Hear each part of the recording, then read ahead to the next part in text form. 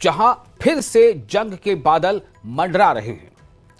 Israel ने Iran के Tehran और पर्चिन जैसे शहरों में अब तक का सबसे बड़ा हमला बोला है, जिसके निशाने पर थे ईरान के परमाणु और सैन्य ठिकाने। उधर ईरान ने भी पलटवार की खुली चेतावनी दे दी है। इसके बाद बात होगी उस दर्दनाक हादसे की जिसने पूरे देश को झकझोर कर रख दिया। एयर इंडिया की फ्लाइट AI-171 का अहमदाबाद में क्रैश, जिसमें 265 जिंदगियां खत्म हो गई। प्रधानमंत्री नरेंद्र मोदी ने हादसे वाली जगह का दौरा किया और घायलों से मुलाकात की। इसके आगे दिखाएंगे उस त्रासदी से जुड़ी इंसानी कहानियां। एक तरफ चमत्कार बनकर उभरे विश्वास कुमार रमेश, तो दूसरी तरफ ट्रैफिक जाम ने भूमि चौहान की जान बचा ली, लेकिन कई परिवारों के सपने वहीं मलबे में दफन हो गए। और आखिर में आपको दिखाएंगे जम्मू के बच्चों की एक बेहद भावुक श्रद्धांजलि, जिन्होंने अपने हाथों से बनाए चित्रों और मोमबत्तियों के साथ इंसानियत की मिसाल पेश की है। तो चलिए शुरू करते हैं आज की खास रिपोर्ट।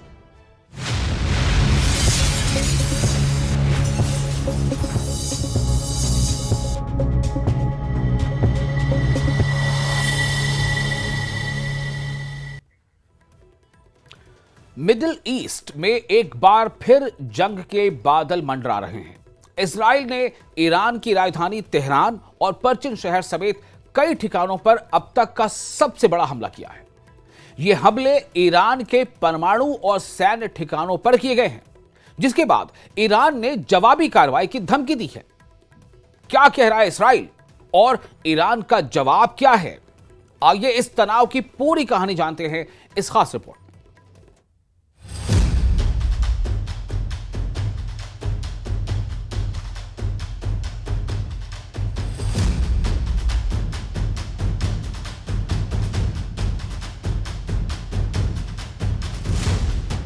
जून 2025 की सुबह तड़के जब दुनिया नींद में थी, इजराइल ने ईरान पर अब तक का सबसे बड़ा हवाई हमला किया।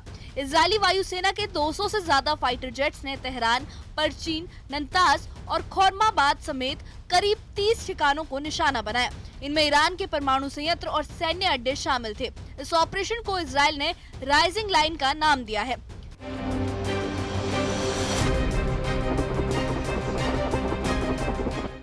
तेहरान के आसमान में आग की लपटें और धुएं का गुबार छा गया। इजरायली प्रधानमंत्री बेंजामिन नेतन्याहू ने कहा कि हमने ईरान के परमाणु और बैलिस्टिक मिसाइल कार्यक्रम को निशाना बनाया। ये ऑपरेशन तब तक चलेगा जब तक ये खतरा पूरी तरह से खत्म नहीं हो जाता। इजराइल का दावा है कि ईरान परमाणु हथियार बनाने के बेहद करीब है और ये हमला उनकी सुरक्षा के लिए जरूरी था। Moments ago, Israel launched Operation Rising Lion, a targeted military operation to roll back the Iranian threat to Israel's very survival. This operation will continue for as many days as it takes to remove this threat. Israel के इस हमले ने Iran को हिलाकर रख दिया।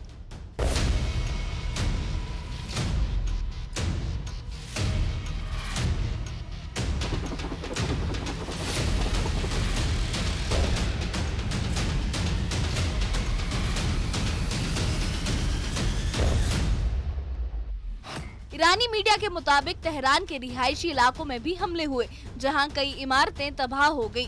धमाकों की आवाज से लोग दहशत में घरों से बाहर निकल आए। ईरान का दावा है कि इन हमलों में नागरिकों को भारी नुकसान हुआ है।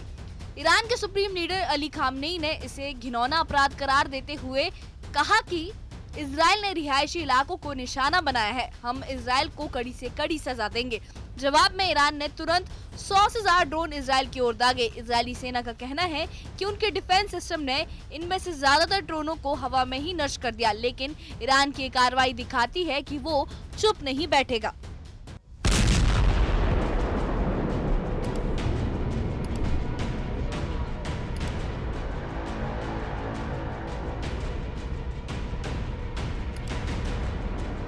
इजरायली डिफेंस फोर्सेस ने इस हमले को ईरान के परमाणु हथियार कार्यक्रम को रोकने की रणनीति का हिस्सा बताया।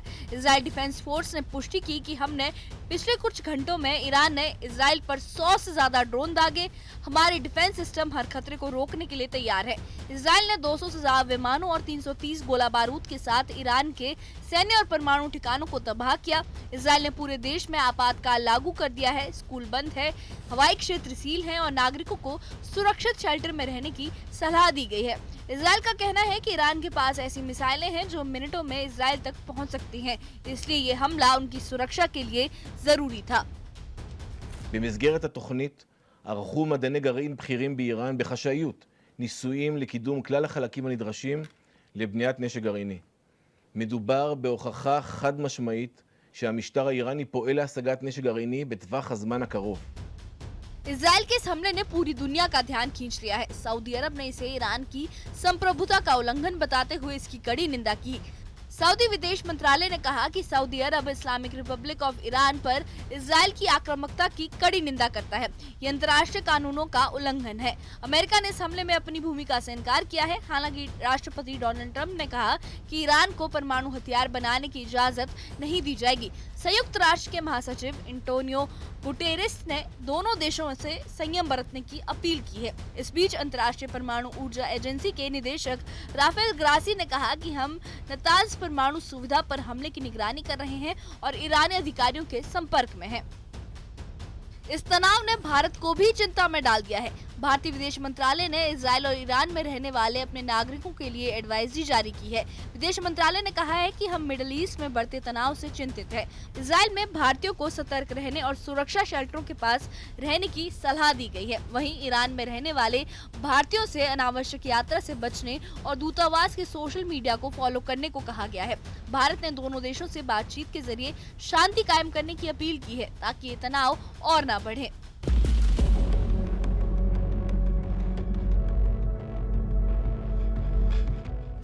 जम्मू और कश्मीर की अंजुमन शरिया शिया के अध्यक्ष आगा सैयद हसन अल मौसवी ने इस हमले की कड़े शब्दों में निंदा की है।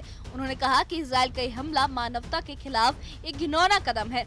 आगा सैयद हसन ने ये भी कहा कि ईरान को अब इजराइल पर जवाबी हमला करने का पूरा हक है। उन्होंने जोर देकर कहा कि ईरान बार बार साफ कर चुका है कि वो अपने परमाणु कार्यक्रम और यूरेनियम का इस्तेमाल विनाश के लिए नहीं बल्कि अपने विकास और फायदे के लिए कर रहा है। लेकिन इजराइल और अमेरिका चाहते हैं कि पूरी दुनिया उनकी बात माने और उनके पीछे चले। ये बहुत अफसोसनाक खबर है। जिस तरह उसने गजा में नस्ल कुशी कत्ल गारत जारी रखा है। रात के अंधेरे में ईरान में उसी का इरादा किया है। ईरान बैनुल अक़वामी कवानीन का हमेशा एहतराम करता आया है और सिग्नेटरी भी है और इस बात पर यकीन दहानी कराई है। मैं जो एटमी एनर्जी बना रहा हूँ, मैं ये डिस्ट्रक्शन के लिए नहीं बना रहा हूँ, मैं लोगों के फायदे के लिए बना रहा हूँ।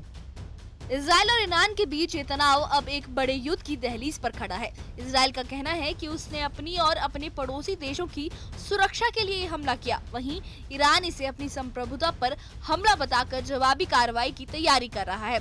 सऊदी अरब और अन्य देशों की निंदा से ये साफ है कि मिडिल ईस्ट का ये संकट जल्दी खत्म होने वाला नहीं है। इजराइल के हमले ने वैश्विक बाजारों को भी हिलाकर रख दिया है, जहाँ तेल की कीमतें 12% तक बढ़ गई है। क्या ये तनाव बातचीत की मेज पर सुलझेगा या मिडिल ईस्ट को एक और जंग की आग में झोंक देगा? ये सवाल पूरी दुनिया के सामने है।